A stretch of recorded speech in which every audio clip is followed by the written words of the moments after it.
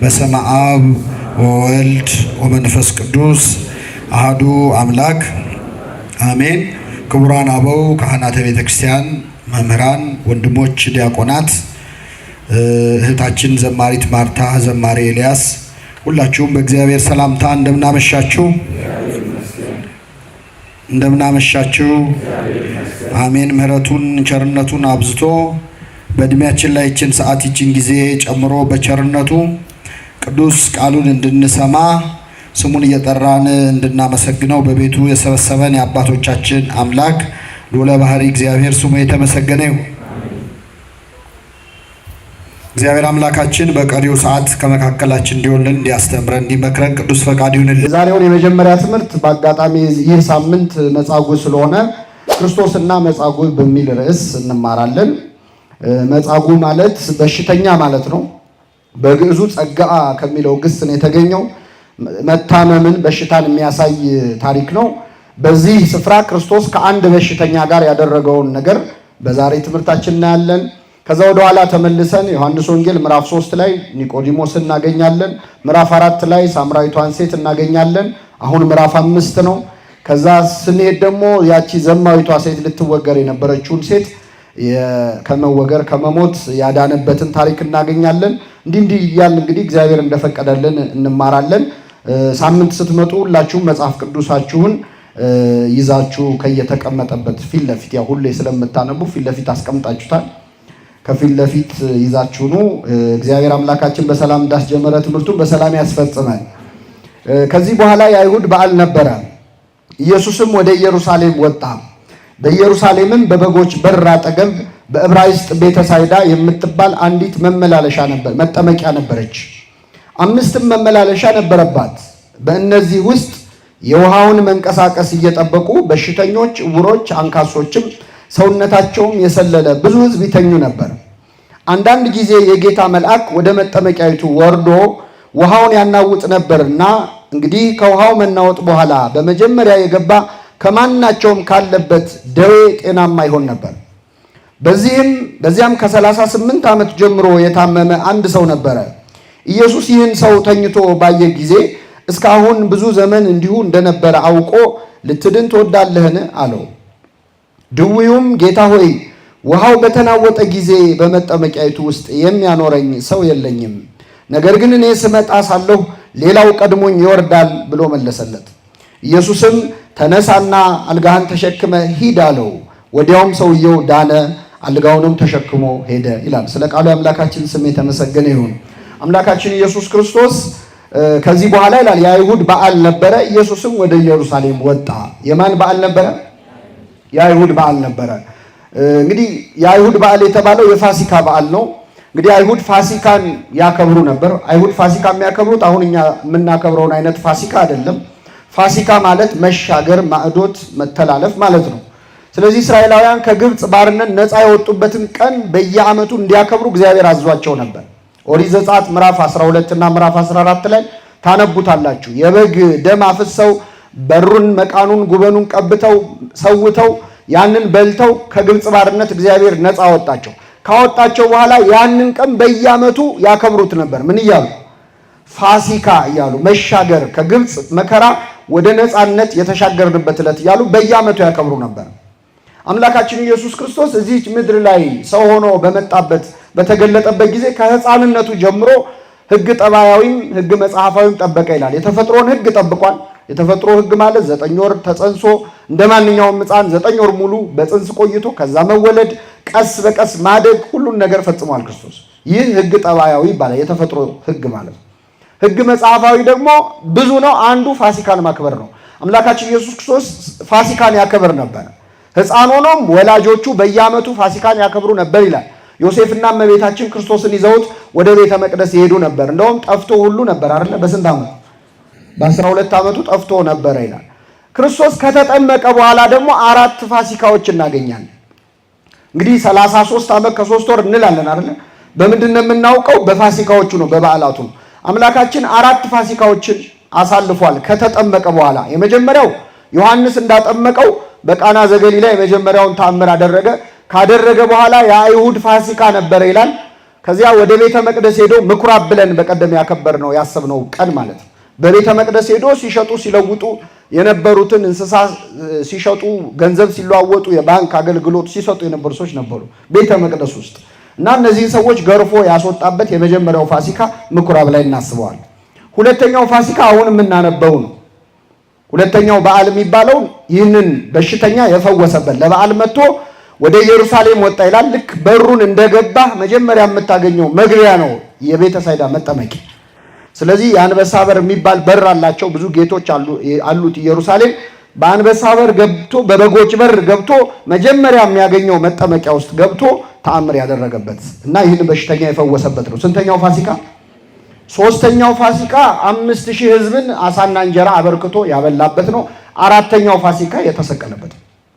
ስለዚህ 4 ፋሲካዎችን አድርጓል። ከነዚህ ሁለተኛው ላይ እድሜው 32 ዓመት በሆነው ጊዜ አምላካችን ኢየሱስ ክርስቶስ ለበዓል ወደ ኢየሩሳሌም ወጣ። ለበዓል ሲመጣ ወዴት ነው ሄደው? ወደ ቤተ ሳይዳ ወደ ተባለች የመጠመቂያ ስፍራ ይላል። አምላካችን እንግዲህ በሁሉ ነገሩ የሚያስተምር ነው። የክርስቶስ ሕይወቱ በሙሉ ትምህርት ነው። ቃሉ ንግግሩ ብቻ አይደለም። በስራውና በቃሉ ብርቱ ነቢይ ይባላል ክርስቶስ። የኤማውስ መንገደኞች እንደገለጹት መስበክ ብቻ አይደለም፣ የሚሰብከው ብቻ ሳይሆን የሚኖረውም ራሱ ስብከት ነው። አምላካችን በበዓል የት መሄድ እንዳለብን ነው ያስተማረን። እዚህ ላይ ልብ አድርጎ ወደ ኢየሩሳሌም መጣ። ለበዓል ለኢየሩሳሌም በዓል ነው የመጣው። ግን የሄደው ወዴት ነው? ወደ ቤተ መንግስት ነው አይደለም። ወደ ባለጸጎች ቤት ነው። ወዴት ነው ሄደው? ወደ ጠበል ስፍራ። እስቲ በዓል ለማክበር ወደ መናፈሻዎች እንሄዳለን። አሁን ደግሞ ብዙ መናፈሻ በዝቷል። ብዙ ሰው ልጆቹን ቤተሰቦቹን ይዞ ጥሩ ምግብ መጠጥ ያለበት እንደው የምንሄድበት እስክናጣ ድረስ የምንዝናናበት ቀን ነው በዓል። የበዓል ቀን ሆስፒታል መሄድ የሚያስብ ሰው አለ? የበዓል ቀን የታመሙ ሰዎች፣ ጠበል ቦታ ላይ ያሉ ሰዎች። በነገራችን ላይ ከመታመም በላይ የበዓል ቀን ሲሆን ለህመምተኞቹ በጣም ሆድ የሚያስብስ ቀን ነው። ምክንያቱም በዛ በዓል ብዙ ትዝታ አላቸው። ከልጅነት ጀምሮ ብዙ ነገር ያዩበት ዓመት በዓል ነው። በደረሰ ቁጥር ይከፋሉ። ይህንን ሰው አይረዳም። ብዙ ጊዜ ይህንን የማድረግ ዝንባሌ የለንም። የሚያደርጉ ሰዎች ደግሞ አሉ። በእውነት ትልቅ ዋጋ የሚያሰጥ ነገር ነው። ክርስቶስ በበዓል ወደ ጠበል ቦታ ሄደ። የአይሁድ በዓል ነበረ፣ ወደ ኢየሩሳሌም ወጣ ይላል። ሌላው የማን በዓል ነው የሚለው? መልሱ እንጂ። የአይሁድ በዓል። በዓሉ የማን በዓል ነው? የእግዚአብሔር በዓል ነው። ኦሪት ዘጸአት ላይ ስትመለስና ስታነበው የእግዚአብሔር ፋሲካ ነው የሚለው መጽሐፍ ቅዱስ። የማን ፋሲካ? የዮሐንስ ወንጌል ላይ ግን ሁሉንም በዓላት ስታዩ የአይሁድ ፋሲካ ደርሶ ነበር፣ የአይሁድ በዓል ደርሶ ነበር ነው የሚለው። እግዚአብሔር ከሕዝቡ ጋር እንደተጣላ እየገለጸ ነው ያለው። በዓልነቱ የእግዚአብሔር በዓል ነበር፣ በዓለ እግዚአብሔር ነበረ። ግን የአይሁድ በዓል ተብሏል። ለምን? አይሁድ እግዚአብሔርን ደስ የሚያሰኝ ነገር አይሰሩበትማ። አሁን በዓል ሲመጣ እግዚአብሔር በሁለት አይን ነው የሚያየው። የምናከብርበትን አከባበር ያይና ወይ የእሱ በዓል ነው አለዚያ የኛ በዓል ነው። ገብቷችኋል አይደል? የእግዚአብሔርን በዓል በእኛ ስም ከመጠራት ይሰውረን። በሆነ በጣም ከባድ ነው። አንዳንድ በዓል አሁን ለእኛ ነው ለእግዚአብሔር ነው የሚያሰኝ በዓል የለም። አንድ ሰው በቃ እንደው ካለ ልክ ሲበላ ከጠዋት ጀምሮ ከተፈሰከበት ከእኩለ ሌሊት ጀምሮ፣ ያው እኛ የጾም ሰዓት ነው እንጂ ማንጠነቅቀው የፍስክ ሰዓት ታውቃላችሁ፣ ስትሪክት ነው። ሰዓት አይቶ ነው ሰው የሚበላው አይደለ? ሰዓት አይቶ አይጾምም እንጂ ልክ ሲፈታ ጀምሮ ቀኑን ሙሉ መጀመሪያ ሆዱን እንዲያለሰልስ የሆነ ነገር፣ ከዛ ሌላ ነገር፣ ከዛ የሚጠጣውን። አሁን ይሄ በዓል የእግዚአብሔር በዓል ነው የሰውየው በዓል? የሰውየው ለራሱ ነው እያከበረ የእግዚአብሔር በዓል። አንዳንዴ እግዚአብሔር ከኛ ጋር ሲጣላ እንደውም ምን ይላል መሰላችሁ? ትንቢተ አሞጽ ላይ በዓላችሁን ጠልቼዋለሁ፣ ዓመት በዓላችሁንም ተጸይፌዋለሁ ይላል። በዓሉ እኮ የእግዚአብሔር በዓል ነው፣ ግን ዓመት በዓላችሁን ተጸይፌዋለሁ። ኧረ በጣም የሚከብድ ሌላ ቃል ደግሞ እዛው ላይ አለ። የዝማሬን ጩኸት ከኔ ያርቅልኝ ይላል። አትጩህብኝ፣ አትዘምርልኝ፣ የዕጣናችሁ ሽታ ያስጸይፈኛል፣ ከኔ ያርቁልኝ። ዓመት በዓላችሁን ተጸይፌዋለሁ። ድሃ እየበደላችሁ ድሆችን ዞር ብላችሁ እያላያችሁ ግፍ እየሰራችሁ በዓል ብታከብሩልኝ ምን ያደርጋል? ዓመት በዓላችሁን ተጸይፌዋለሁ። ጾምንም ሲጸየፍ እናገኘዋለን። እግዚአብሔር በእውኑ ነው የመረጥኩት ጾም ይህ ነውን ይላል። ቅን እንድትፈርዱ አልነበረም ምን ይላል? ይህም ብለን ግን ጾሙን እናቅሙ ማለት አይደለም። ስህተት በስህተት ይታረማል? አይታረምም። ጾሙ ትተን ኃጢአቱን ማቆም ነው። እና አምላካችን ኢየሱስ ክርስቶስ የአይሁድ በዓል ነበር በተሰኘው በዚህ በዓል ወደ እዚህ የጠበል ስፍራ መጣ። በኢየሩሳሌም በበጎች በር አጠገብ ይላል። በምኖች በር? በጎች የሚገቡበት በር ነበር፣ ሰውም ይገባበታል። ግን የበጎች በር የተባለው ምን መሰላችሁ? እንግዲህ ዋና ኢየሩሳሌም ትልቁ ስራዋ የቤተ መቅደስ አገልግሎት መስጠት ነው። በዚያን ጊዜ ልዩ ልዩ መስዋዕት ለእግዚአብሔር ይቀርብ ነበር። እግዚአብሔር በበግ በፍየል በበሬ በላም ደም የሕዝቡን ኃጢአት ይቅር ይል ነበር፣ ያስተሰርይ ነበር። ግን በጉ ዝም ብሎ ማንኛውም በግ አይደለም መጥቶ የሚሰዋው። በግ መሆኑ ብቻ በቂ አይደለም። አንደኛ ራሱ የሰጠው እግዚአብሔር ዝርዝር ሕግ አለ። የአንድ ዓመት የሆነ በግ ይሁን ወንድ ይሁን የአንድ ዓመት የሞላው ይሁን ቀንዱ ያልከረከረ በጎች እድሜያቸው እየጨመረ ሲመጣ ቀንዳቸው ምን እያለ ይመጣል? የሚከረክር ነገር ይመጣል። ስለዚህ ቀንዱ ያልከረከረ፣ ጥፍሩ ያልዘረዘረ፣ ፀጉሩ ያላረረ ንጹሕ በግ አቅርቡልኝ ብሏል። ስለዚህ የበጎች በር ላይ ሰው ሁሉ ለመስዋዕት የሚሆነውን በግ ያመጣና የተመደቡ ሌዋውያን ቆመው በጉን ይመረምራሉ። እውነት ይሄ መስዋዕት ለመሆን የሚበቃ በግ ነው ወይ የሚለውም ማለት ነው። አጣርተው ይሆናል ካሉ ያስገቡታል። በምኖች በር? በበጎች በር በኩል የተባለው ያ ነው። በዛ በበጎች በር በኩል አጠገብ ቤተሳይዳ የምትባል መጠመቂያ ነበረች፣ የጠበል ስፍራ ነበረች። ቤት ሂዝዳ ይሉታል እስራኤላውያኑ። ቤተሳይዳ በእኛ ቤተሳይል ቤተ ምሕረት የይቅርታ ቤት ማለት ነው። በዛ መጠመቂያ 5 መመላለሻ ነበረበት ይላል። 5 መመላለሻ ማለት ምንድነው? 5 ደረጃዎች ነበሩ። በዚህም በዛም በኩል ብትመጣ የምትወርድባቸው ውሃው ያለው ጉድጓድ ላይ ነው፣ መሃል ላይ ነው። በዙሪያው ግን ያሉ 5 ደረጃዎች ነበሩ። በሽተኞች የሚተኙ ደረጃው ላይ ነበረ። እንግዲህ ምን አይነት የማይመች ቦታ እንደሆነ እንድትረዱ ነው። እንደው ሰው እንቅልፍ መተኛ ቢያጣ ደረጃ ላይ መተኘት ያመቻል? አያመችም። በሁለት ምክንያት፣ አንደኛ ደረጃ ስለሆነ ቦታው ፊዚካሊ አይመችም፣ ይቆረቁራል፣ ያማል። ሁለተኛ ደረጃ ዋና ስራው የሰው ምን ማድረጊያ። ስለዚህ አንተ ተኝተህ ሰው ይወጣል ይወርድብሃል። እና በደረጃ ላይ ተኝተው ይጠባበቁ ነበር ጠበል ሊጠመቁ። እንግዲህ አሁን ያለንበት ቦታ ቤተክርስቲያኑ የጠበል ስፍራ ነው። ራሱን የቻለ መጠመቂያ ቦታ አለው፣ መጠበቂያ አለው።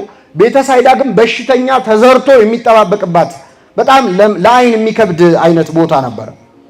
በእነዚህ ውስጥ የውሃውን መንቀሳቀስ እየጠበቁ በሽተኞችና ዕውሮች አንካሶችም ሰውነታቸውም የሰለለ ብዙ ሕዝብ ይተኙ ነበር። አንዳንድ ጊዜ የጌታ መልአክ ወደ መጠመቂያይቱ ወርዶ ውሃውን ያናውጥ ነበረና እንግዲህ ከውሃው መናወጥ በኋላ በመጀመሪያ የገባ ካለበት ደዌ ጤናማ ይሆን ነበር ይላል። ይሄ በጣም አሳዛኝ ነገር ነው። እንግዲህ ብሉይ ኪዳን እግዚአብሔር ከሕዝቡ ጋር በጣም የተራራቀበት ዘመን ስለነበረ የተጠመቀ ሁሉ አይድንም። ውሃ ውስጥ የገባ ሁሉ አሁን ጠበል ዛሬ ወረፋ ጠብቀ በደረሰ ሰዓት ትጠመቃለህ፣ እግዚአብሔር ከፈቀደ ትፈወሳለህ። ወይስ ቀድሞ የገባ ነው የሚፈወሰው? መልሱልኝ። እንዳመጣጣችን ነው የሚፈወሰው? ቢሆን ተደባድበን ነበር አይደል? እንኳን እንደዛም ሆኖ እንዲሁም ስራ አለብኝ ምናምን ብሎ ሰው እንዴት እንደሚጋፋ እናውቀዋለን። እና ጠበሉን ቀድሞ የተጠመቀ ሰው የሚፈወስበት ዘመን ላይ አይደለንም አሁን ያለ ነው። ያ ዘመን ግን እግዚአብሔር ከሕዝቡ ጋር የተጣላበት ዘመን ስለነበር አንደኛ ሁልጊዜም ብትገባ አትፈወስም፣ እዛው ውሃ ውስጥ ብትዘፈዘፍም አትፈወስም። መቼ ነው የምትፈወሰው? አንዳንድ ጊዜ የጌታ መልአክ ይወርድ ነበረ። በቤተክርስቲያናችን ሊቃውንት ትምህርት ይህ መልአክ ቅዱስ ሩፋኤል ነው። ሩፋኤል ማለት እግዚአብሔር ፈዋሽ ነው ማለት ነው። እና መልአኩ ቅዱስ ሩፋኤል ከእግዚአብሔር ተልኮ ይመጣና ይወርዳል፣ ውሃውን ያናውጸዋል። የሚወርድበት ዓላማ ውሃውን ለመባረክ ነው። ውሃው ውሃ ነው፣ ግን መልአኩ ሲባርከው ምን ይሆናል? ጠበል ይሆናል። አንዳንድ ሰው ጠበል ውሃ ነው ብሎ እንደው ትልቅ ሚስጥር ያወጣ የሚመስለው ሰዋል። ውሃ እኮ ነው ይላል። ጋዝ ነው እንዴ ብለናል እኛ? ዘይት ነው ብለናል? ውሃማ ውሃ ነው፣ ግን የማን ስም ስለተጠራብን ነው የሚሰራው? የእግዚአብሔር። ንዕማን እኮ ብሏል፣ ተጠመቅ ዮርዳኖስ ወርደ 7 ጊዜ ብቅ ጥልቅ በል ሲለው ለውሃ ምን አለኝ ቃ ይላሉ ሊቃውንት። ለውሃ እኔ አገሬ ምን የመሳሰሉ ወንዞች አሉ አይደል እንዴ? ሰዋኛ አይደል እንዴ? አቡናና ፋርፋ የሚባሉ ወንዞች አሉ። ትቀልድብኛለህ እንዴ? እኔ ወይ የሚቀባ ነገር ትቀባኛለህ ወይ የሚጠጣ ትሰጠኛለህ ብዬ ነው። ለመጠመቅማ ውሃ ባገሬ ሞልቷል አለ። ግድ የለህም አሉት ሎሌዎቹ። ግድ የለህም ይሄ ሰውዬ ያለው ነገር እውነት ይሁን ውሸት ይሁን እንግዲህ መጽሐፈ ነገሥት ላይ ነው የተጻፈው። ግባና 7 ብቅ ጥልቅ በል፣ ካልዳንክ የዛን ጊዜ ይህን ሰውዬ እንገለዋለን አሉ። እሺ ብሎ ገባና 7 ጊዜ ብቅ ጥልቅ አለ። ሲወጣ በሰባተኛው ለምጹ ረግፎ አዲስ የተወለደ ሕፃን ሆነ። እግዚአብሔር ማድረግ ይችላል አይችልም? ግን ገብቶ የወጣው ምን ላይ ነው? ውሃ ላይ ነው። እግዚአብሔር እንግዲህ እግዚአብሔር እጁን ሲያሳርፍበት ሁሉ ነገር ይቀየራል። ወደ ቤተክርስቲያን ውሃ ሲገባ ምን ይሆናል? አፈር ሲገባ ምን ይሆናል? እኛ ስንገባ እሱ ላይ ነው ችግሩ አይደለ? ስንገባም ስንወጣም አንድ አይነት። ቅዱስ ዮሐንስ አፈወርቅ ሚላል ወደ ኖህ መርከብ ቤተክርስቲያን በኖህ መርከብ ትመሰላለች ይልና ወደ ኖህ መርከብ ጅብ ሆኖ የገባ ሲወጣም ምንድን ነው? ጅብ ነው። ተኩላ ሆኖ የገባ ተኩላ ነው። ወደ ቤተክርስቲያን ግን ጅብ ሆነው ገብተው በግ ሆነው የሚወጡ ሰዎች አሉ። ሆዳም ሆኖ ገብቶ ጾመኛ ሆኖ የሚወጣ ሰው የለም። ሲገባም ጅብ ሲወጣም ጅብ ከሆነ ግን እግዚአብሔር በቸርነቱ ይማራል። ስለዚህ ውሃውን መልአከ እግዚአብሔር መጥቶ ያናውፀው ነበር። ለቀድሶተ ማያት ነው የሚወርደው። ውሃውን ለመባረክ ይወርድ ነበር። ቀድሞ የገባ ሰው በዚያ ስፍራ ቀድሞ የገባ ሰው ይፈወስ ነበር። አምላካችን ኢየሱስ ክርስቶስ ወደዚህ ቀረበ። እንግዲህ መላእክት አንዱ እግዚአብሔር ከሚያሰራቸው ብዙ ነገር አንዱ ውሃን መባረክ መቀደስ ነው። መላእክት ለኛ ከበሽታ መዳን ትልልቅ ተአምራት የማድረግ ጸጋ አላቸው። መጽሐፈ ኢዮብ ምዕራፍ 33 ላይ እንዲህ ይላል። ከሺህ አንድ ሆኖ አንድ በሽተኛ ሰውን በተመለከተ ነው ጻድቁ ኢዮብ የሚናገረው። ከሺህ አንድ ሆኖ የሚተረጉም መልአክ ቢገኝለት ለአንድ በሽተኛ ከሺህ አንድ ሆኖ የሚተረጉም መልአክ ቢገኝለት ይላል እየራራለት ቤዛ አግኝቻለሁና ወደ ጉድጓድ እንዳይወርድ አድነው ቢለው ያ መልአክ ወደ እግዚአብሔር ቢያማልድለት ቢጸልይለት ስጋው እንደ ሕፃን ስጋ ይለመልማል፣ ወደ ጉብዝናው ወራት ይመለሳል ይላል። እግዚአብሔር የተመሰገነ ይሁን። ቅዱሳን መላእክት ውሃን ባርከው ቀድሰው በሽተኛን መፈወስ ምን ይላል ይችላሉ በተሰጣቸው ጸጋ እና መልአኩ ቀድሞ በገባ ነበር። እዚህ ላይ እንደው አንዳንድ ነገሮችን እግዚአብሔር ያስቀመጠልን ትምህርቶች አሉ። የመጀመሪያው ነገር አምላካችን ኢየሱስ ክርስቶስ ያ ዘመን ብሉይ ኪዳን ስለሆነ ነው ቀድሞ የገባ የሚፈወስ የነበረው። ሐዲስ ኪዳንም ቢሆን ግን አሁን ዛሬ የተጠመቀው ሁሉ አይፈወስም። የተጠመቀ ሁሉ አይፈወስም። ስለ ፈውስ ያለንን አስተሳሰብ እንድናስተካክል እዚህ ውስጥ በጣም ትልቅ ትምህርት አስቀምጦልናል። አምላካችን ኢየሱስ ክርስቶስ ወደዚህ መጠመቂያ ስፍራ መጣ። ሲመጣ በጣም ብዙ በሽተኞች አሉ። የሚበዙት አይነ ስውራን፣ እጃቸው የሰለለ፣ መራመድ የማይችሉ ናቸው። ለምንድን ነው አካል የጎደለው ሰው የበዛው? ቀድሞ ዘሎ መግባት ወደ ውሃው የማይችሉት ናቸው የበዙት። ውሃው ቀድሞ በገባ የሚፈውስ አይነት ስለነበረ አምላካችን መጣ። ስንት በሽተኛ ፈወሰ? መልሱልኝ። አንድ በሽተኛ ወይስ አጠቃላይ እዛ ያሉትን በቃ እኔ መጥቻለሁ ከዚህ በኋላ ጠበል አያስፈልግም በሉ ተነሱ ብሎ አላለም። ለምን አንድ በሽተኛ ፈወሰ? ጨክኖባቸው ነው በሌሎቹ አይደለም። አንደኛ ስጋቸውን አልፈወሰውም እንጂ ነፍሳቸውን ፈውሷል። ቤተክርስቲያናችን ምን ትላለች? እስኪ በሉ ህሙማነ ነፍስን በትምህርት ህሙማነ ስጋን በተአምራት። እግዚአብሔር ፈውሱ ሁለት አይነት ነው። በሽታም ሁለት አይነት ነው። የስጋ በሽታና የምን በሽታ? የነፍስ በሽታ የሚፈወሰው በተአምር አይደለም። በምንድን ነው? በትምህርት ነው። ስለዚህ አንዱም በሽተኛ ሲፈውሰው ክርስቶስ እዛ ቦታ ላይ የተቀመጡት ሰዎች ደግሞ ያንን ተአምር በማየታቸው በክርስቶስ በማመናቸው በነፍሳቸው ተፈውሰዋል። ቤተክርስቲያን ቅድሚያ የምትሰጠው ከስጋ ፈውስ ይልቅ ለየትኛው? ለነፍስ ፈውስ። ለዚህ ነው አሁን ፈውስ ብዙ የማይጋነነው። እኛ ቤተክርስቲያን ልብ ብላችሁ ከሆነ ምስክርነት ሲነገር መቼ ነው የሚነገረው? ልዩ የፈውስ መርሃ ግብር ወይም የምስክርነት መርሃ ግብር ተገኝታችሁ ታውቃላችሁ? እንደዛ የሚያደርግ ሰው ካለ በእውነት ክርስትናን አልተረዳውም። አንደኛ እግዚአብሔር በፕሮግራም አይፈውስም። አሁን ማለት እግዚአብሔር ከፈለገ ይፈውሳል፣ ከፈለገ አይፈውስም። ፈዋሽ ማን ነው? የእግዚአብሔር የሥራ ጊዜ አለው የለውም? ዘወትር አርብ ከ12 ሰዓት ከ45 እስከ 1 ሰዓት ከ20 ይፈውሳል እግዚአብሔር። እንደዚህ አይነት ክርስትና የለም። እንዲህ አይነት ለሁሉ ፈውስም ቃል የሚገባ በፈለክ ጊዜ እንደዚህ አትል። ከፈለገ ይፈውሳል፣ ካልፈለገ ምን አይልህ አይፈውስም። ብትፈወስም ባትፈወስም ግን እግዚአብሔር ምንድን ነው? ፈዋሽ ነው፣ ሁሉን ማድረግ የሚችል። ለአንዳንድ ሰው በሽታው ቢጠቅመውስ? ከአንዳንድ ፈውስ እኮ መታመም ሊበልጥ ይችላል። ታውቃላችሁ? ከጤናው በላይ ህመሙ የሚጠቅመው ሰው አለ። ወያመጽ ደዌ በእንተ ጤና ለነፍስ። ቅዱስ ዮሐንስ አፈወርቅ በተግሳጹ ስለ ነፍስ ጤና በሉ እስኪ። በስጋ ላይ በሽታን ያመጣል። ስለማን ጤና? ስለ ነፍስ ጤና። በመታመሙ እግዚአብሔርን ያወቀ ሰው አለ። ብዙ የተጠቀመበት ሰው አለ። ስለዚህ ያ ሰው መታመሙ ይጠቅመው ከሆነ አይፈውሰውም። የመጣ ሁሉ ይድናል፣ የመጣ ሁሉ ይፈወሳል። የቤተክርስቲያን ትምህርት አለ። ብዙ አይነት በሽተኞች አሉ። ቅዱሳኑ ህመም ነበረባቸው። ደዌ ዘንጽ፣ ደዌ ዘሴት የሚባል የንጽህና በሽታ አለ። ከቅድስና የሚመጣ በሽታ አለ። ለምሳሌ ቅዱስ ጳውሎስ ራስ ፍልጠት ነበረ፣ ራሱን ያሟል፣ ጎኑን በጣም ይወጋው ነበረ። ደጋግሞ ጸለይኩ ይላል። ስለዚህ ጉዳይ እንዲርቅልኝ እባክህ ብዬ ጸለይኩ። ይገርማል። ጳውሎስ ሆድ ቁርጠትና ራስ ምታት እንዴት ያሟል? ጳውሎስም ባለፈውም አንስተነዋል። ጳውሎስ በጨርቁ ምን ይል ነበር? ይፈውስ ነበር። ግን እሱን ግን ምን ይለዋል? ያሟል። ጨርቁን እየነካው ነው፣ እየለበሰው ነው፣ ግን አያድነውም። እግዚአብሔር ከፈለገ እንደዛ ነው። አንደኛ ፍጡር መሆኑንም እንዲረዳ ነው። ምን አለ ራሱ ሲናገር? በመገለጥ ብዛት እንዳልታበይ ይላል። በምን ብዛት? በእኔም እግዚአብሔር በእኔ አድሮ የሚያደርገውን ተአምር አይቼ እንዳልታበይ ጨርቄ እኮ ያድናል እንኳን እኔ እንዳልን በሽታ መጣብኝ። የስጋዬ መውጊያ የሰይጣን መልእክተኛ ተሰጠኝ። ይህ ነገር እንዲልቅልኝ መላልሼ ጸለይኩ፣ ለመንኩት። እግዚአብሔር ግን አለኝ ኃይሌ በድካምህ ይገለጣል አለኝ። በሉ እስኪ ኃይሌ በምንህ? በድካምህ። ጸጋዬ ይበቃል አለኝ። ስለዚህ ተውኩት። አንዳንዴ እግዚአብሔር ለጸጋ የሚያመጣው በሽታ አለ። በጸጋ የተጠቀመ ኢዮብ የመጣለት በሽታ የዋጋ በሽታ ነበር። ኢዮብ ባይታመም የት እናውቀዋለን እኛ? አንድ ባለጠጋ ነበረ፣ ኖሮ ሞተ ነበር የህይወት ታሪኩ። ያ ደዌ ግን ስለወረደበት ነፍሱን አጠበው። ጸሎት የማያውቁ ሰዎች በበሽታ ምክንያት ጸሎት አውቀዋል። ቤተ ክርስቲያን መሳለም የማይፈልጉ ሰዎች በበሽታ ምክንያት ጠበል ቀጂ ሆነዋል። ቆመው አስተባባሪ በዚህ ጋር ትሄጂ በዚህ ጋር ትሄድ የሚሉ ማለት ነው አገልጋዮች ሆነዋል። ለእነዚህ ሰዎች መታመማቸው ጎዳቸው?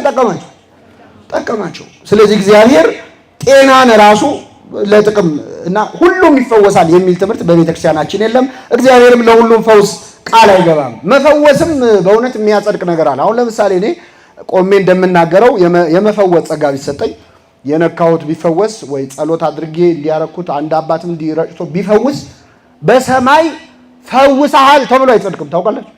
ምክንያቱም ፈውስ የማን ነው? የእግዚአብሔር ነው። በራሱ ኃይል አልፈወሰውም። ስለዚህ አንተ ይህን ያህል በሽተኛ ፈውሰሃል ተብሎ አይጸደቅም። ይህን ያህል በሽተኛ ጠይቀሃል ተብሎ ግን ይጸደቃል? አይጸደቅም? አይገርማችሁ? ከመፈወስ በላይ መጠየቅ ያጸድቃል። ጌታም ዳግም ሊፈርድ ሲመጣ ብራብ አላበላችሁኝም ብሎ ብታመም አልፈወሳችሁኝም አይልም። ምን አላላችሁ? አልጠየቃችሁ። ምክንያቱም እጅን ጭነህ ከምትፈውሰው በላይ አንድም በሽተኛ ሄደህ አይዞ እግዚአብሔር ይማረህ ብለህ አብረው መቆየት ማጽናናት እሱ ነው የበለጠ ለነፍሳችን ዋጋ የሚሰጠን። ይህን በማድረግ በእውነት የሚገኘውን ጸጋ ለመጠቀም ያብቃል። ፈውሶ አይጸደቅም። አምላካችንም ይህንን አላለም። ይህም በሽተኛ ለማንኛውም 38 ዓመት ወደተኛበት ወደዚህ የህመም ቦታ ቆየ። መጣለት ክርስቶስ። ስንት ዓመት? 38 ዓመት። እርግጠኛ ነኝ ብዙ ሰው እዚህ 38 ዓመት አልሞላንም እዚህ ያለነው እና የአንድ ሰው እድሜ የብዙዎቻችንን እድሜ ያህል ነው የኖረው ታሞ ማለት 38 ቀን መተኛት እንዴት ነው የሚያስጠላው? ለ38 ቀን እንኳን ካልጋ አለመነሳት በጣም ከባድ ነው። ይሄ ሰውዬ ከዚያ በፊት ቢያንስ ወጣት ሊሆን ይችላል። ለምን ካላችሁ ክርስቶስ ኃጢአት ሰርቶ እንደታመመ ተናግሯል። የዚህ ሰውዬ የበሽታው ምክንያት ኃጢአት ነው። በምን አወቅን? ምን አለው? አሁን ድነሃል፣ የሚበልጥ ነገር እንዳይደርስብህ ከዚህ በኋላ ደግመህ ኃጢአትን አትስራ አለው። ደግመህ ምንን አትስራ? ስለዚህ ከዚህ በፊት ኃጢአት ሰርቷል አልሰራም? ድሮ ሰርቷል ማለት ነው። ስለዚህ ለዚህ በሽታ የሚዳርግ ምክንያት ነበረ ማለት ነው። ኃጢአት ሰርቶ ነበረ። ኃጢአት የሚሰራበት እድሜ ላይ ደርሷል ማለት ቢያንስ እንግዲህ 12 ዓመት አልፎት ነበር የዛን። ስለዚህ እሱ ላይ 38 ጨምሩበት። 38 ዓመት ሙሉ አልጋው ላይ ተጣብቆ ቁጭ ብሎ ነበር። ጌታ ሲወለድም አልጋ ላይ ነበር ይሄ ሰውዬ። ክርስቶስ በቤተልሔም የተወለደ ጊዜ እመቤታችን ስታጠባው መላእክት ሲዘምሩ ይሄ በሽተኛ አልጋው ላይ ሆኖ አንድ መልአክ ወርዶ አሁን ያናውፀው ይሆን አያናውፀው ይሆን እያለ ይጠብቃል። ክርስቶስ አድጎ 32 ዓመት ሆኖት ሲመጣ ይሄ በሽተኛ በአልጋው ተኝቶ ነበር። በነገራችን ላይ ሰው ታሞ እግዚአብሔርን ሳይሰድብ ሳያማርር በበሽታ በደዌ የሚኖር ሰው እንደ ሰማዕት ነው የሚቆጠረው ይላል ቅዱስ ዮሐንስ አፈወርቅ። ሰማዕትነት ነው። ህመምን መታገስ፣ መከራን መታገስ ጸጋ ነው፣ ዋጋ አለው በእግዚአብሔር ዘንድ። ሳያማርሩ እግዚአብሔርን ሳይሳደቡ ሰው እግዚአብሔርን ስደብ እስክትለው ድረስ ሚስቱና ጓደኞቹ ኢዮብ ያ ሁሉ ፈተና ሲደርስበት እግዚአብሔር ሰጠ፣ እግዚአብሔር ነሳ፣ የእግዚአብሔር ስም ምን ያለ ይሁን። በሽተኛ እንደውም እንግሊዘኛው ጥሩ ቃል ከላቲን የተወሰደ ፔሸንት ነው የሚባለው አይደል? አዎ ፔሸንስ ትዕግስት ነው። ፔሸንት ታጋሽ ማለት ታጋሲ ማለት ነው። እና መታገስ የቻለ በሽታን መሸከም የቻለ ሰው ከማን ዘንድ ዋጋ ያገኛል? 38 ዓመት ይሄ ሰውዬ ተኝቶ በዛ ባልጋ ቁራኛ ነበር። አምላካችን ኢየሱስ ክርስቶስ ወደዚህ ሰው ነው የመጣው። መጣ ልትድን ትወዳለህ አለው። እንመለስበታለን። አይ ወደ መጠመቂያይቱ የሚያኖረኝ ሰው የለኝም፣ እኔ እዚህ ተኝቼ ሳለ ሌላው ቀድሞኝ ምን ይላል? ይድናል አለው። ይህን ጊዜ ክርስቶስ ተነሳና አልጋህን ተሸክመ ሂድ አለው። ያም ሰውዬ ወዲያውኑ ዳነ፣ አልጋውን ተሸክሞ ሄደ ይላል። የእግዚአብሔር ስም የተመሰገነ ይሁን። ይሄ ሰውዬ 38 ዓመት ወረፋ የጠበቀው ምን ለማድረግ ነው? መልሱልኝ። ተጠመቀ አልተጠመቀም? በምን ለመዳን ነበር ተስፋ ያደረገው? በጠበሉ ዳነ አልዳነ? አምላካችን ኢየሱስ ክርስቶስ ጠበል ውስጥ አልጨመረውም። 38 ዓመት አይኗን ያያትን ጠበል ሳይቀምሳት አልጋውን ተሸክሞ ከዛ እንደው ትንሽ ቀድቼ እንኳን ይዤ ልሂድ አላለም። ይገርማቸዋል። እንደው ከናፈቀችኝ አላለም። አልጋውን ተሸክሞ ወጣ። ይሄን ሰውዬ ክርስቶስ ያዳነው በጠበል ነው ያለ ጠበል ነው? በመጀመሪያ ጠበል ነው ጸበል ነው የሚባለው? የከተማ ሰዎች ናችሁ ጸበል ነው የምትሉት። ጸበልም ጠበልም ሚንታታብን በምን ምክንያት መሰላችሁ? ክርስቶስ አንድን አይነ ስውር የዮሐንስ ወንጌል ላይ ፈውሶት ነው። ጸበል ማለት በግዕዝ ትቢያ ማለት ነው፣ አፈር ማለት ነው። ጠበል ደግሞ ውሃው ነው። አንድን አይነ ስውር ግን ሊያድነው ፈለገና ምራቁን መሬት ላይ እንትፍ አለ እና ጭቃ ለወሰ፣ አፈር ለወሰ። አፈር በግዕዝ ምንድን ነው ብያቸዋል? ትቢያው ምንድን ነው? ጸበል ነው። ከዛ ለወሰና አይን ሰራለት፣ አያየ መጣ። ይሄ ሰው የዳነው በጸበል ነው በጠበል ነው? አቤት በጸበል ነው በጠበል? አልተጠመቀም? እንደሄዶ ተጠምቋል። በሰሌው መጠመቂያ ተጠመቃለው፣ ተጠምቆ መጣ። የዳነው በጸበል ነው በጠበል?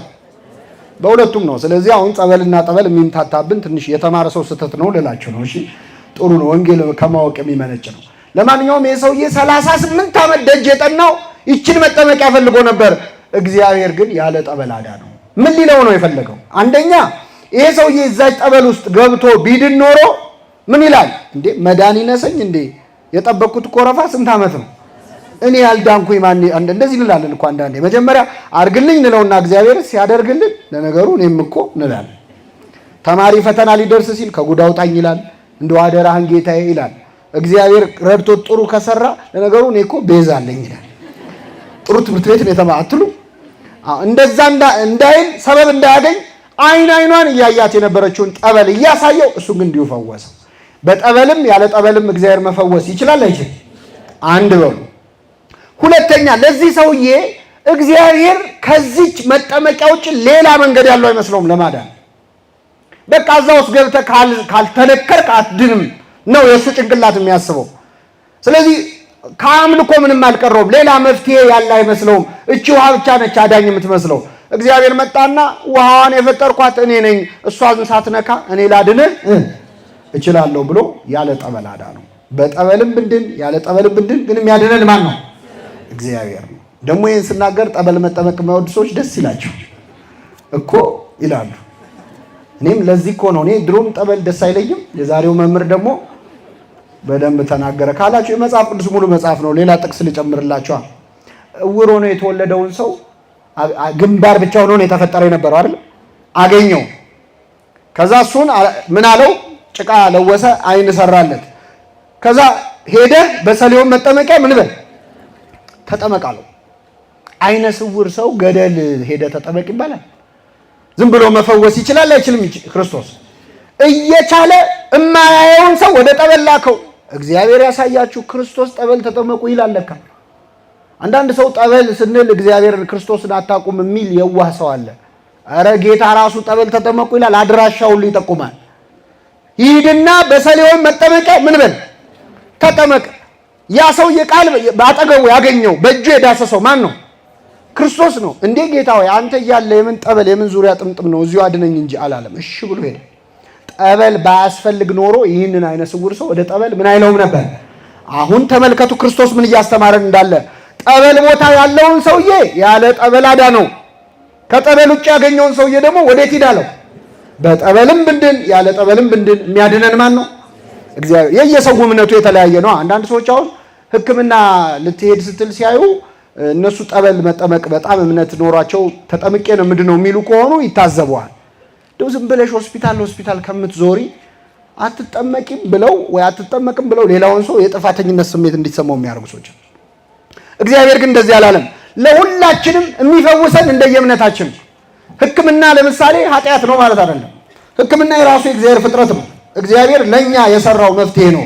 ቅዱስ ባስልዮስ የተባለው ሊቅ ምን ይላል መሰላችሁ?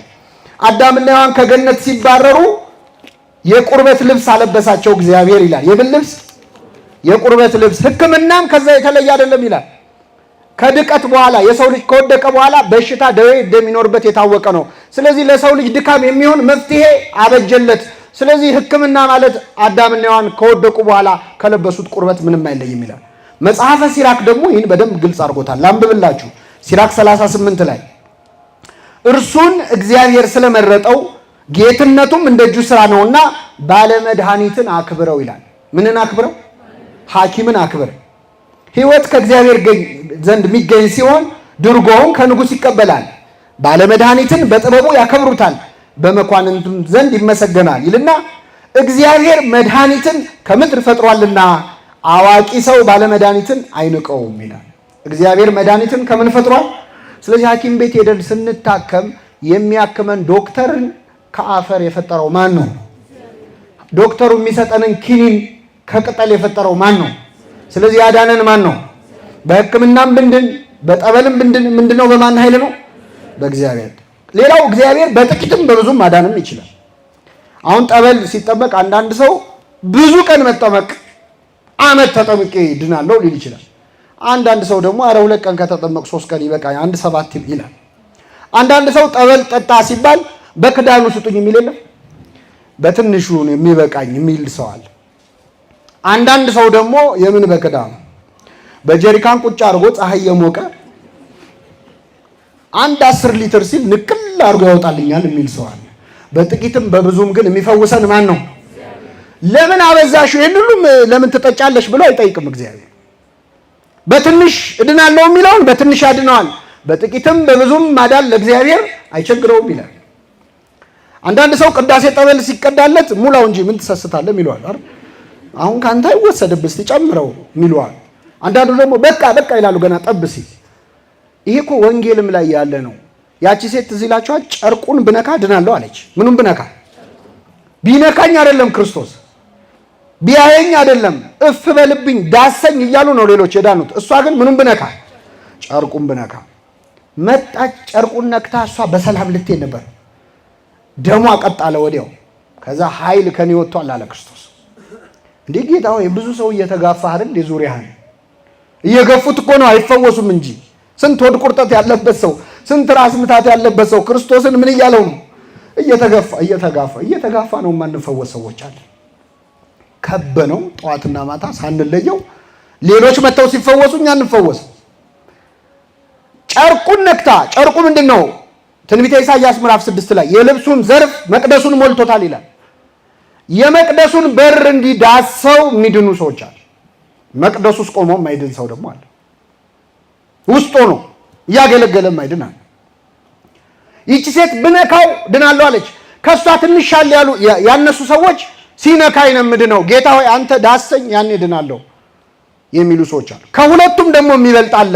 እኔም አልዳስስህም አንተም እንዳትዳስሰኝ፣ እንደውም እኔ ያለሁበት ቦታ አንተ እንዳትመጣ ቃል ብቻ ተናገር ልጄ ምን ይላል? የባሰ አይደለም ይሄ? እዛ ሆነ ተናገር፣ ደዌ ላንተ ምን ነው? እኔ እንኳን በስሬ ሎሌዎች አሉኝ፣ አገልጋዮች አሉኝ። ና ስለው ይሄዳል፣ ሂድ ስለው ይሄዳል፣ ና ስለው ይመጣል። በሽታ ላንተ ምንህ ነው? ውጣ ብትለው ይወጣል፣ ግባ ብትለው ይገባል። ቃል ብቻ ተናገር ልጄ ምን ይላል? ይፈወሳል። ከቤቴ ጣራ በታች ልትገባ አይገባኝም። ከምኔ በታች? ከጣራ በታች። አንዳንድ ሰዎች ደግሞ ጣራውን ገንጥለው በሽተኛ ይዘው የሚገቡም አሉ። የሉም? ወንጌል ላይ አለ። ከቤቴ ጣራ በታች መግባት አትገባም ሳይሆን ጭራሽ ጣራውን ገንጥለን ከገባን የምታድነው። ሁሉንም እንደየእምነቱ ግን የሚፈውሰው ማን ነው? አያችሁ፣ ድካማ እስመ አንተ ተአምር ድካሙ ለሰብ ይላል። የሰውን ድካሙን አንተ ታውቃለህ። እንደየድክመትህ እንደየንዝህላልነታችን እያየ በተኛበት የሚፈውሰው አለ፣ ሄዶ የሚፈውሰው አለ። በማንኛውም መንገድ ግን ብንፈወስ የሚፈውሰን ማን ነው? እግዚአብሔር። ይህን ሰውዬ ቀረበው ክርስቶስ። በሽተኛ እንዴት መጠየቅ እንዳለበትም አሳየን። መጣና ምን አለው? ልትድን ትወዳለህን አለው። በሽተኛን ስንጠይቅ በትህትና መጠየቅ እንዳለብን እና ግልጽ እና በጣም አጭር ጥያቄ። እኔ አንዳንዴ በሽተኛ ሊጠይቅ ሄዶ ወይ መድኃኒት አያዝለት ብቻ ዝርዝሩን የሚጠይቅ ሰዋል። መቼ ነው የጀመረሽ ብሎ መቼ ነው የጀመረ? በዚህ ጊዜ። ከዛ እንዴት ሆነ? እንዲታከምኩ። ከዛ ምን አሉሽ?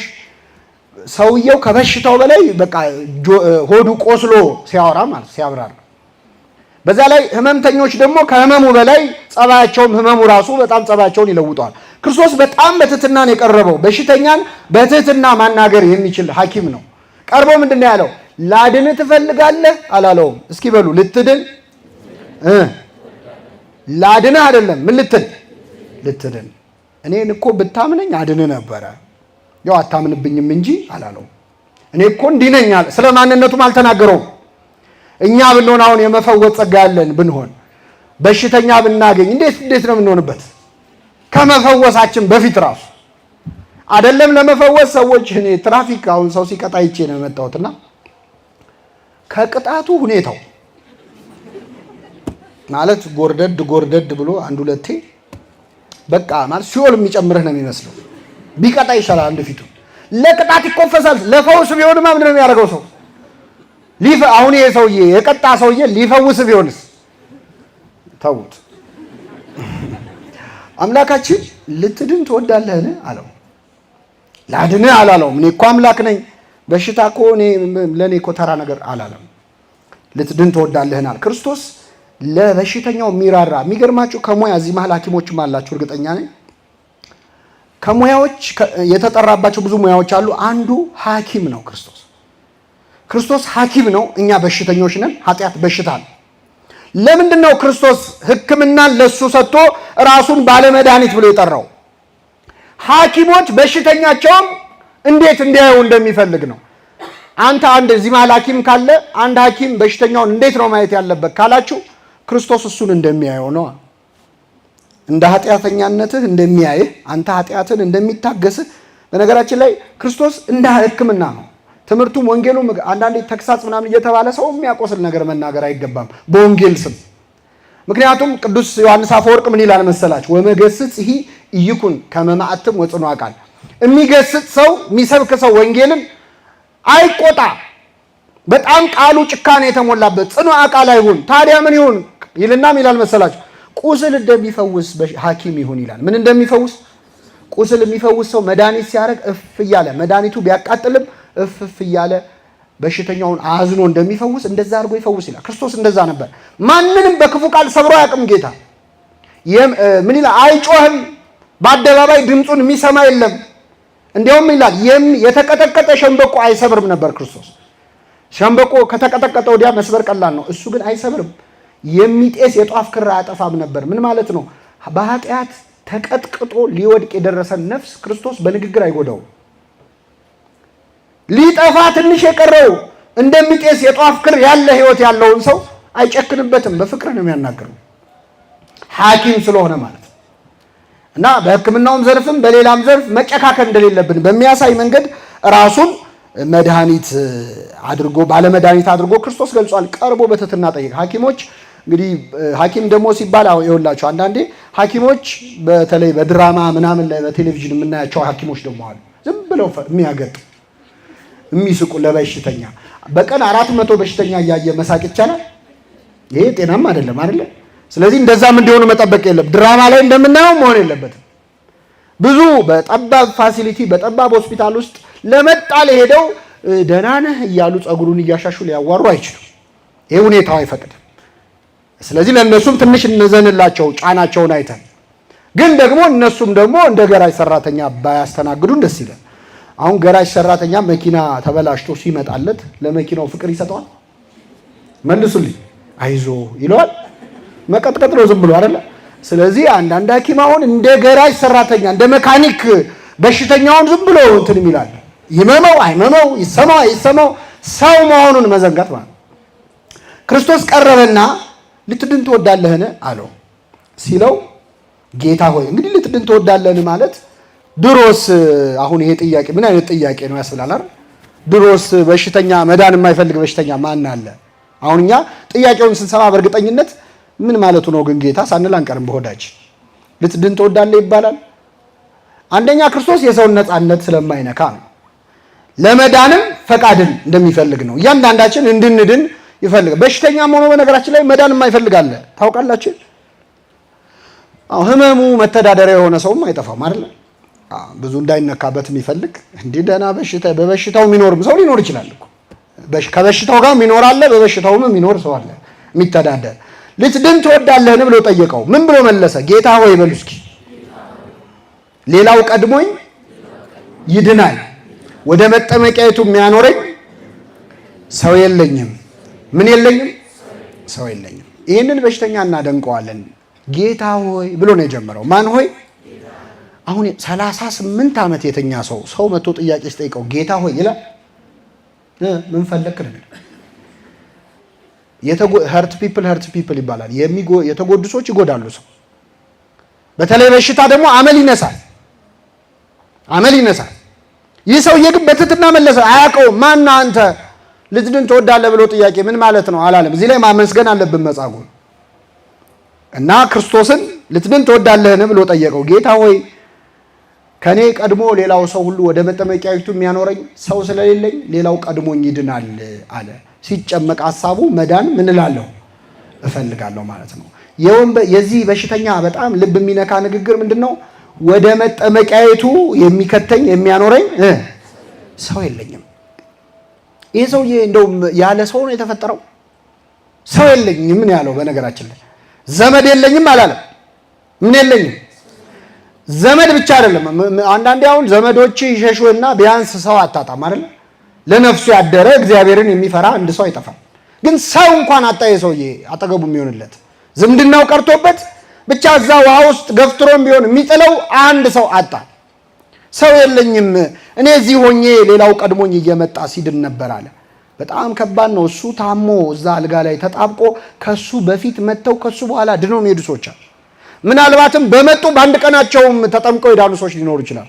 አይ ይሄ ሰውዬ ብዙ ዓመት ቆይቷል፣ አሁን ውሃው ሲናወጥ ቅድሚያ ለሱ እንስጠው ሰው ይላል አይልም። ስስታሞች ነን እኛ፣ ለራሳችን ነው ቅድሚያ የምንሰጠው። ስለዚህ ሰው የለኝም አለ። ለክርስቶስ ይህን ያለው ለምን መሰላችሁ? ሲያየው የ31 ዓመት ጎልማሳ ነው ጌታ። ስለዚህ ምናልባት እሱ እዚህ ጸንቶ ከቆየ እሱ ራሱ ውሃ ውስጥ ይጨምረኝና እድናለሁ፣ አለዚያም ብዙ ሺህ ተከታይ ስላለው ከተከታዮቹ አንዱን በላንተ እዚህ ቆይና ይሄ ሰውዬ ውሃው ሲናወጥ ጠብቀ ገፍትረ ከተተው እና ይፈወስ ይልልኛል ብሎ አስቦ ሰው የለኝም አለ። ክርስቶስ ይህን ጊዜ ምን አለ? ተነሳና አልጋህን ተሸክመ ሂድ አለው። ያን ጊዜ ያ ሰው ወዲያውኑ ዳነ፣ አልጋውን ተሸክሞ ሄደ ይላል። እግዚአብሔር የተመሰገነ ይሁን። ክርስቶስ ምኑን አሸክሞ ላከው? አልጋውን። ለምን ላከው? አንደኛ የፈወስኩ በነፃ ነው። ይሄ ሰውዬ ምንም ንብረት የለውም። ብቸኛ ንብረቱ ምኑ ነች? እሷንም ይዛሃት ሂድ አለው። ስለዚህ በነፃ ነው የፈወስኩ ነው አንድ በሉ። ሁለተኛ ይሄ ሰውዬ የተፈወሰበት ፈውስ ወይም ታምራቱን ጽናት ታምራቱን ለማሳየት ነው። አንድ ሰው አሁን 38 ዓመት በሽታ ላይ የነበረ ሰው ሲድን ወዲያው ተነስቶ አልጋ መሸከም ይችላል? አይችልም። ትንሽ እስኪያገግም ያዞረዋል። ትንሽ መለማመድ፣ እግሩም ብዙ ዓመት እንትን ስላለ ትንሽ ይታሻል። እና ሐዋርያ ጌታ ይህን ሰውዬ ሲፈውሰው ቆይ መጀመሪያ እግርህን ታሽተ ብሎታል። ተነሳና አልጋህን ተሸክመ ሂድ አለው። ፈወሰው። ያለ ቀሪ ያለ ተረፈ ደዌ የቀረ በሽታ ሳይኖር እንዳዳነው ለማሳየት ያንን ሰውዬ አልጋውን አሸክሞ ሸኘው። ያለ ምንም ጉድለት የሚፈውስ አምላክ እንደሆነ የሚያሳይ ነው። ሌላው ግን ይህ ሰውዬ ዘመድ ወዳጅ ባጣባት 38 ዓመት ሙሉ በተሰቃየበት ዘመን 4 እግር እያላት ጥላው ያልሄደችው ዘመዱ ማነች? አልጋው ነች። ሰው ሁሉ ጥሎት ሲሄድ እሷ ያልሄደች በእርግጥ የምትሰማ አይደለችም። አልጋው ግን ብቸኛ ዘመዱ ነበረች። ስለዚህ በተራ ተሸከማት አለው። የተሸከመችህን አልጋ በተራ ምን በለ ተሸከማት። ክርስቶስ የተሸከሙንን በተራ እንድንሸከም ይፈልጋል። እዚህ መሃል ሁላችንም የሆነ የተሸከመን አካል አለ። ወላጆቻችን አልተሸከሙንም? ተሸክመውናል። የተሸከሙንን እንድንሸከም ይፈልጋል እግዚአብሔር። ወላጆች እንዴት እንደተሸከሙን አስታውሱ። ሕፃን ሆነን መንቀሳቀስ በማንችልበት ጊዜ፣ በአግባቡ መብላት በማንችልበት መጠጣት በማንችልበት ጊዜ፣ በአግባቡ ሄደን መጸዳዳት በማንችልበት ጊዜ እንዴት ባለ ትዕግስት ነው ያሳደጉን ወላጆቻችን። ካደክ በኋላ የሆነ ሰዓት ወላጆችን ደግሞ የመሸከም ጊዜ ይኖራል። መጦር ብቻ አይደለም፣ ጠባያቸው ሊለዋወጥ ይችላል፣ ሊያስቸግሩ ይችላሉ። አይ በቃ ይላል አንዳንድ ልጅ፣ ልክ አለው ለሁሉም ነገር ይላል። ሕፃን ሆነ እኮ ልክ አለው ለሁሉም ነገር ብለው እኮ አላባረሩም። ታግሰዋል፣ ተሸክመዋል። የተሸከመችንም ቤተክርስቲያናችንን መሸከም ይጠበቅብናል። እችን ሀገር እኮ ቤተክርስቲያን ተሸክማታለች። ታውቃላችሁ እንዴት አድርጋ ነው የተሸከመችው ካላችሁ፣ ለረጅም ዓመታት የትምህርት ሚኒስቴር የነበረችው እኮ ቤተክርስቲያን ናት። የትኛው ኬጂ እና የትኛው ትምህርት ቤት ነው ኢትዮጵያን እዚህ ያደረሳት? ማን በሰራው ፊደል ነው እዚህ የደረስነው የምንግባባው? ለብዙ ዓመታት የትምህርት ሚኒስቴር ሆና ካሪኩለም ቀርጻ ኢትዮጵያን ተሸክማ የኖረች ቤተክርስቲያን ነች። ግን ኢትዮጵያ በተራዋ ተሸክማታለች ለማለት በጣም ያስቸግራል። ባይሆን ማገዶ እያረገቻት ነው። አልጋውን ሰባብራ ብዙ ነገር እያረገች ነው የተሸከመቻትን ቤተክርስቲያን። ሀገርም እንደ ሀገር የተሸከመችን ውለታ ዋለችልን ብሎ እግዚአብሔር ሰው ሁሉ የተሸከመውን እንዲሸከም ውለታ ከፋይ እንዲሆን ይፈልጋል እግዚአብሔር። ስለዚህ ተነሳና አልጋውን ተሸክመ ሂድ አለው። ያ ሰውዬ ወዲያውኑ ዳነ፣ አልጋውን ተሸክሞ ሄደ ይላል። በነፃ ማዳኑንም የሚያሳይ ነው። ሌላው መቼ እዚህ መሀል ወጣቶች ናችሁ፣ ወንጌል ሁል ጊዜ ለእኛም ጭምር ነው። አንዳንዴ ይሄ ሰውዬ 38 ዓመት ሙሉ እድናለሁ ብሎ ሲጠብቅ የነበረው በጠበሉ ነው። ከዚያች ጠበል ውጭ ሌላ መዳኛ መንገድ የለም ብሎ ነው የሚያስበው። ሌላም ቦታ እንዳይሄድ በእርግጥ እግርም የለውም አይደለም፣ መሄድ አይችልም። እና አንዳንድ ወጣቶች ትምህርት ተምረው ተመርቀው የሆነ ነገር ሰርተፊኬት ኖሯቸው የሚጠባበቁ አሉ። በህይወታችን ውስጥ የሆነ የምንጠባበቀው ጠበል አለ እንዲፈውሰን ማለት። ተማሪው ሲቪውን ያስገባና እስኪደወልለት ይጠብቃል ቁጭ ብሎ። ከዛ ሌላ ሰው መጥቶ ስራ የለም አትሰራም እንደዚህ አታደርግም ሲለው ስራማ ፈልግ ነበር ግን ስራ የሚያስገባኝ ምን የለኝም፣ አቤት ሰው የለኝም ይላል። አዲሱ መጻጉዕ ማለት ነው። ሰው የለኝም ይላል። እንዲህ እንዳልማር እንዲህ እንዳላረግ ሰው የለኝም ይላል። እና ደህና መካሪ ካገኘ ምንድነው መባል ያለበት? ተነሳና አልጋን አንጥፈ ከቤት ምን በል። አንዳንድ ኦፕሽኖች ይኖራሉ። ይሄ ሰውዬ እኮ እግር ስለሌለው ነው። አንተ ለምንድነው ጠበሉን የምታየው ቁጭ ብለህ? በህይወት ሌላ አማራጮች ሊኖሩ ይችላሉ። ለምን እድሜ ትጨርሳለህ? በዛች መንገድ ብቻ አይደለም ስራ ሊሰራ የሚችለው። ሌላ የህይወት አማራጮች አሉ፣ የህይወት መንገዶች አሉ። እስቲ ዞር ብለህ መጻጉዕ መውጣት እየፈለገ እንዳይሄድ እግር ይዞት ነው። አንተ እግር እያለ ለምን ካልጋ ጋር ትቆያለህ? ተወኝ እባክህ ሰው የለኝም ማለት እንደሌለብንም የሚያሳይ ነው። መጠመቂያው ላይ ብቻ ማፍጠጥ አያስፈልግም፣ መወሰን አለበት። መጻጉዕ ተነሳና አልጋን ተሸክመ ሂድ ሲባል ያ ሰውዬም ወዲያውኑ ድኖ ተነሳና አልጋውን ተሸክሞ ሄደ። አንድ አሁን 38 ዓመት እግሩ ሽባው የኖረ ሰው ተነሳ ብትለው ምንድን ነው የሚለው?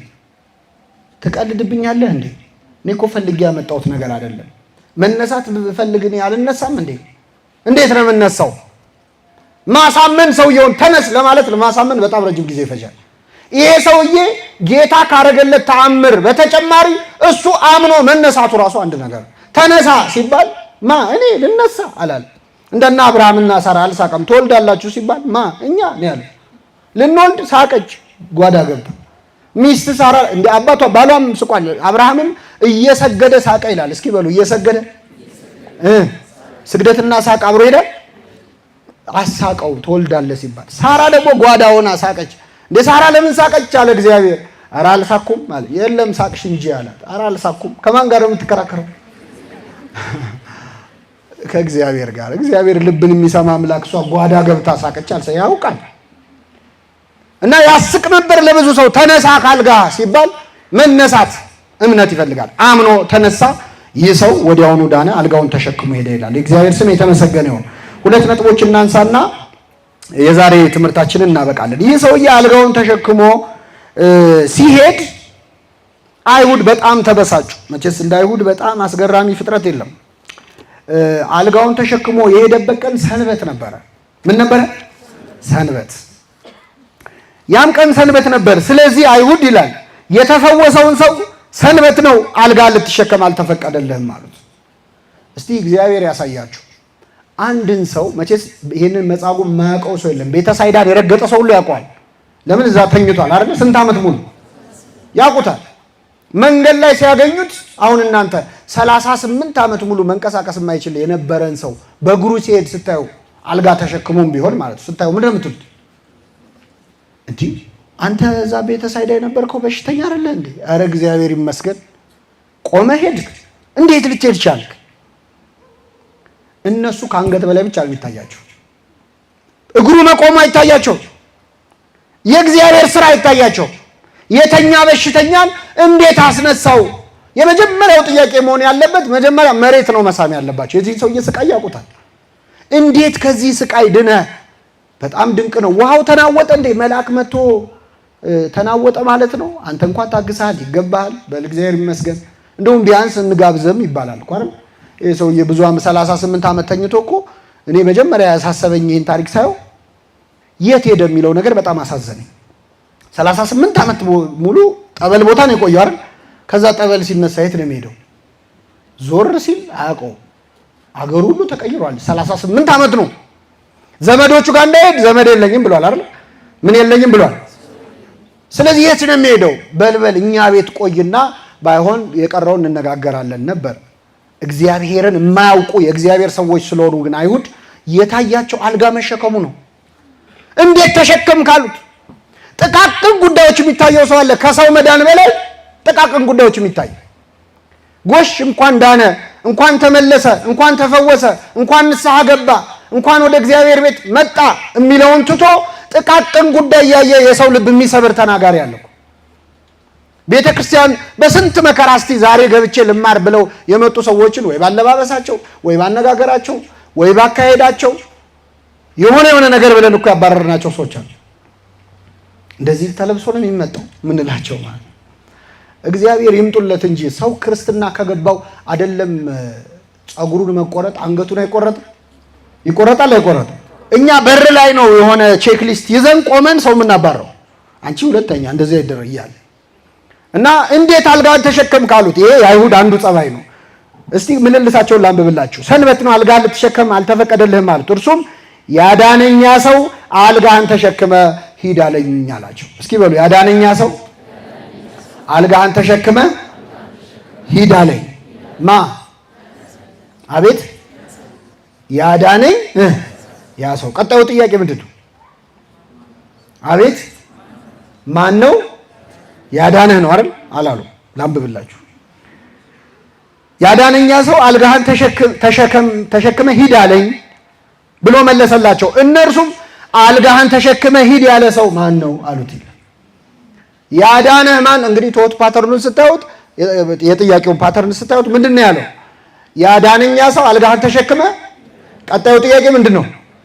ማን ነው? እሷን መስማት አይፈልጉም። አይሁድ መርጠው ነው የሚሰሙት፣ መርጠው ነው የሚጠይቁት። ይገርማችሁ፣ በጣም ብልጥ ናቸው። የጌታን ማዳን መስማት አይፈልጉም። ማን ነው ያዳነህ ላለማለት ማን ነው አልጋህን ተሸክመ። እንደዚህ ፎልት ፋይንደር ከመሆን እንደው እንከን ፈላጊ ከመሆን እግዚአብሔር ይሰውረ። ዝም ብሎ በቃ ከእያንዳንዱ ጥሩ ነገር ውስጥ ከፈውስ ውስጥ እኮ ከመሃል ክፋት የሚያወጣል። ከፈውስ ውስጥ ተንኮል ከመሃል የሚያወጣ ያን ማድረጉን ደግሞ እንደ መንፈሳዊነት የሚቆጥር ሰው አለ። አንድ ውዲ አለን የሚባል ኮሜዲያንም ጸሐፊም ነው። ምን አለ መሰላችሁ? ትችት ማለት ነቀፋ ማለት ይላል የነቃፊው የህይወት ታሪክ ነው ይላል። እየሰማችሁ ምንድን ነው የነቃፊው የህይወት ታሪክ? the only reliable form of autobiography ይላል። ግለ ታሪኩን ነው የጻፈው። ማለት በህይወቱ የገጠሙትን ነገሮች ንግግሩ ላይ ተዋል። አንተን ሲተች የእሱን ዲስአፖይንትመንት ያንተ እዛ ትችት ውስጥ ታገኘዋል። እና አይሁድ የዚህን ሰውዬ ፈውስ ማመስገን ሲገባቸው አልጋን ተሸክመ ያለ ሂድ ያለ ማን ነው አሉት። ያም ሰው ይላል ብዙ ህዝብ በዛ ስፍራ ነበሩና ኢየሱስን ፈቀቅ ብሎ ነበረና የፈወሰው ማን እንደሆነ አላወቀም ይላል። ያዳነንን ካለማወቅ በቸርነቱ ይሰውረን። ህዝብ ብዙ ስለነበር አላወቀውም ማለት አንዳንዴ ግርግር ክርስቶስን ይሸፍንባል። ሆያ ሆዬ ክርስቶስን ይሸፍንባል። ሸፈነበት። አላወቀም ማን እንደፈወሰው አላወቀም ይላል። ክርስቶስም ወቀኝና ላድና አለ ማለቱን እዚህ ላይ ማድነቅ አለብን። አልጋህን ተሸክመ ሄድ አለው። አልጋውን ተሸክሞ ሊሄድ ሲል ቆይ ከመሄድ በፊት ማን ነው ያዳነህ ብትባል ማን ልትል ነው? እኔን በደንብ ወቀኝ ብሎ አላስዋወቀው። ማዳኑን እንጂ መታወቁን የሚፈልግ አምላክ አይደለም። እኛ ብንሆን ለክሬዲቱ ነው የምንጨነቀው። ለትንሽ ለሰራናት ነገር ቤት በኩል መጀመሪያ መጨረሻ ከዛ ከጀርባ ስማችን ካልተነሳ በጣም አስቸጋሪ ነው። አምላካችን ግን አድኖት ሂድ ብሎ ትቶት ነበር፣ አላወቀውም። መጨረሻ በመቅደስ አገኘው ይላል። እቺን ቃል እኔና እናበቃለን። በምን አገኘው? በመቅደስ አገኘው። ክርስቶስ ሁላችንንም አድኖናል።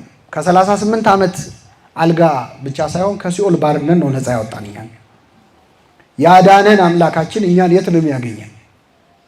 ሲፈልገን መቅደስ ነው የሚያገኘን አይደለም። ዳንኩኝ ግን መልሼ በኃጢአት ወደቅኩ ይላል ቅዳሴያችን።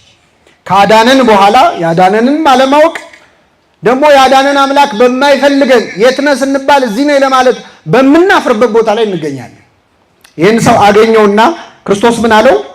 ከዚህ የሚበልጥ እንዳይደርስብህ ደግመህ ኃጢአትን አትስራ። ይችን ቃል በሉ። ከዚህ የሚብስ እንዳይደርስብህ ደግመህ ኃጢአትን ምን አትበል? አትስራ። እግዚአብሔር ደግመን ኃጢአት እንዳንሰራ ሁሉ የሚጠይቅ አምላክ ነው። አሁን ሁላችንም የቻልነውን ያህል የመጣልንን ያህል ውስጣችን ያሰኘውን ያህል ኃጢአት ሰርተናል። እግዚአብሔር ምን እንደሚፈልግ ታውቃላችሁ? ከዚህ በኋላ የሚብስ እንዳይደርስብህ ደግመህ ምን አትበል? ኃጢአትን አትስራ። እስቲ ይብቃ። አሁን አንዳንዴ ልጆች ውሃ ሲጠጡ አይታቸዋል። ሊሚት የላቸው፣ ዝም ብለው ይጋታሉ። እንትኑ ደስ ይላቸዋል። ይሄ የውሃው መንቆርቆር ደስ ብሏቸው ይጋታሉ። ምን ትሏቸዋላችሁ? እንደዛ ሲሆን በቃ እግዚአብሔር ኃጢአትን እንደ ውሃ ስንጠጣ የሚለው ምን መሰለህ? በቃ እስቲ የስካሁን ያለፈው ዘመን ይበቃችኋል። የአሕዛብን ፈቃድ ያደረጋችሁበት በዝሙትም በመዳራትም የሥጋ ፍላጎትም በመከተል የሄዳችሁበት ያለፈው ዘመን ምን ይላል? ይበቃል። እስቲ ደግመህ ኃጢአትን አትስራ። አሁን በሰራው ኃጢአት የምታፍር የምትሸማቀቅ ከሆነ እግዚአብሔር አንድ ነገር ነው የሚለው፣ እስቲ አትድገመው። እሺ አንዴ አድርገዋል አይደል? በቃ እኛ ግን አንዴ ገብቼበታለሁ። አሁን ልክ ጾም ላይ ለምሳሌ ሰው ተሳስቶ የሆነ ነገር ይበላል አይደል? ውይ ገደፍክ ብሎ ወሩን ሙሉ ይበላል።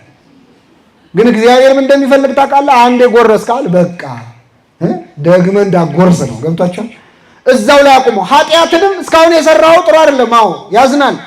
ግን እስካሁን አንዴ ገብቼበት ሰው እሳት እጁን ቢያቃጥለው ገብቼ አንዴ ከተቃጠልኩ አይቀር ብሎ ልብሱን አውልቆ ይገባል። የቀረው አካሉን ይጠብቃል። ስለዚህ በኃጢአት የተቃጠለ ማንነታችንን ለጊዜው ይብቃኝ ብለን ቢያንስ ከዚህ በኋላ ኃጢአት እንዳንሰራ የሚፈልግ ድጋሚ እድል የሚሰጥ አምላክ ነው። ለሁላችን ይህንን ይስጠን። የሰማነውን በልቡናችን ያሳድርብን። ሳምንት ሳምራዊቷን ሴት ወደ ኋላ ተመልሰን እናያለን። ለመከተል የሚከብዳችሁ መጽሐፍ ቅዱስ ስላልያዛችሁ ነው። ቅድም እንዳልኩት ሳምንት ስትመጡ መጽሐፍ ቅዱስ ያዙ። ይቆያል።